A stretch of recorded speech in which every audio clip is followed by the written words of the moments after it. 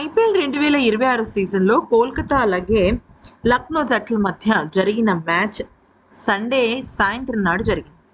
అయితే ఈ సీజన్లో మొట్టమొదటి సూపర్ ఓవర్ పడిపోయింది.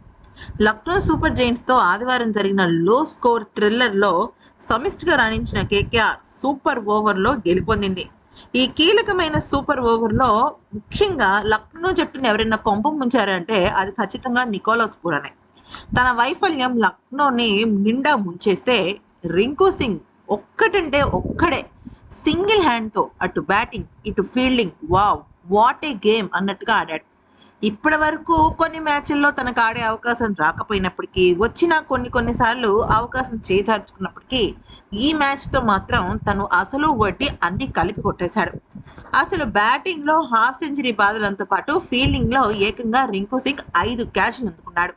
5 సార్లు క్యాచ్లు అందుకుని పర్ఫెక్ట్గా ప్రత్యర్థి జట్టును పెవిలియన్కు పంపించాడు. అసలు సూపర్ ఓవర్లో ఏం జరిగిందనేది చూద్దాం. ఆఖరి ఓవర్లో లక్నో సూపర్ జైంట్స్ విజయానికి 17 పరుగులు అవసరం కాగా కార్తీక్ త్యాగి వేసిన 5 బంతుల్లో 2 నోబాల్స్తో సహా 1 వికెట్ తీసి 10 పరుగులు ఇచ్చాడు. ఆఖరి బంతికి షమి సిక్సర్ బాదడంతో స్కోర్లు టై అయ్యాయి. సునీల్ నరేన్ వేసిన సూపర్ ఓవర్ తొలి బంతికి నికోలస్ పూరన్ పూర్తిగా క్లీన్ బౌల్డ్ అయిపోయాడు. రెండో బంతికి పంత్ సింగిల్ తీసేగా మూడవ బంతికి మార్క్రమ్ రోహ్మెన్ పోవెల్ స్టన్నింగ్ క్యాచ్కు పెవిలియన్కు చేరాడు. దాంతో లక్నో సూపర్ ఓవర్ ఇన్నింగ్స్ ముగిసింది. బౌండరీ లైన్పై పోవెల్ అద్భుతంగా అందుకుని సంయమనం కోల్పోవడంతో చాకచక్యంగా మైదానం లోపల ఉన్న రింకు సింగ్ అందించాడు.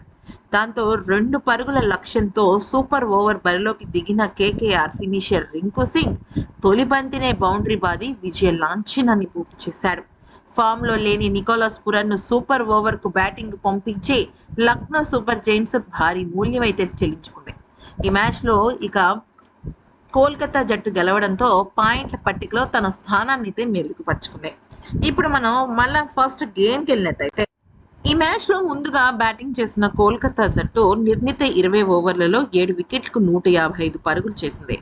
రింకు సింగ్ 51 బంతుల్లో 7 ఫోర్లు 5 సిక్స్లతో 83 పరుగులు చేసి నాట్అవుట్ కనిపించాడు. అజయ్ హాఫ్ సెంచరీతో రాణించగా క్యామరూన్ గ్రీన్ కూడా 34 పరుగులతో పర్వాలేదనిపించాడు. లక్నో సూపర్ జైంట్స్ బౌలర్లలో మెహసిన్ ఖాన్ 1 కాదు 5 వికెట్లు తీశాడు. జార్జ్ లిండే 1 వికెట్ పడగొట్టాడు. అయితే అనంతరం లక్నో సూపర్ జైంట్స్ నిర్ణీత 20 ఓవర్లలో 8 వికెట్లకు 155 పరుగులే చేసింది. ఆ జట్టు కెప్టెన్ అయిన రిషబ్ పంత్ 38 బంతుల్లో 4 ఫోర్లు 1 సిక్స్తో 42 పరుగులు చేస్తే ఇక ఎయిడెన్ మార్క్రమ్ 31 పరుగులు, ఆయుష్ బదోని 24 పరుగులతో బాగానే ఆడారు. కేకేఆర్ బౌలర్లలో వైభవ్ అరోరా 2, వరుణ్ చక్రవర్తి 2 వికెట్లు తీగా అనుకుల్ రాయ్, క్యామరూన్ గ్రీన్, సునీల్ నరేన్, కార్తిక్ త్యాగి తలా 1 వికెట్ తీశారు. అయితే ఇక ఆ తర్వాత ఆఖరి ఓవర్లో లక్నో సూపర్ జైంట్స్ విజయానికి 17 పరుగులు అవసరం కాగా ఇక కార్తిక్ త్యాగి వేసిన తొలి 5 బంతుల్లో 2 నో బాల్స్ సహా 10 పరుగులు వచ్చాయి. ఇందాక చెప్పుకున్నట్టుగా అప్పుడు షమి కొట్టిన 1 సిక్సర్తో అది స్కోర్లు టై అయ్యాయి. ఆ తర్వాత మళ్ళీ సూపర్ ఓవర్కు అది దారి తీసింది అనమాట.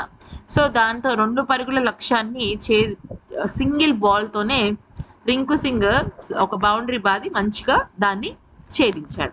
అసలు ఈ మ్యాచ్లో 1 కాదు 5 క్యాచ్లు పట్టడంతో పాటుగా 80కు పైగా పరుగులు చేశాడంటే ఇక రింకు సింగ్ ఒంటి చేత్తో కోల్కతాని గెలిపించినట్టే. ఈ వీడియో కనుక నచ్చితే లైక్ చేసి సబ్స్క్రైబ్ చేసుకోండి.